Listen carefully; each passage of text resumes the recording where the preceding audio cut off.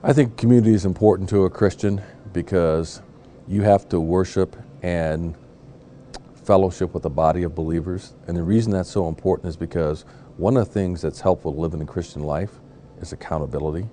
You have to have accountability partners, people who are helping you stay on the path and doing it. Because even though you're a Christian, you're still in this fleshly body, which means the sin nature is there.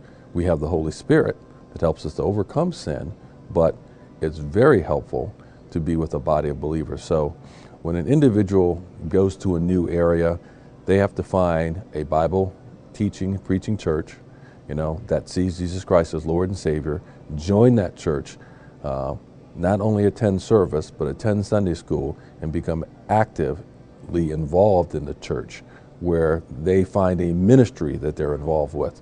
And now they're in full fellowship with other believers. That's going to grow their faith, that's going to keep them accountable, and that's going to keep them out of making bad decisions in their personal and professional life.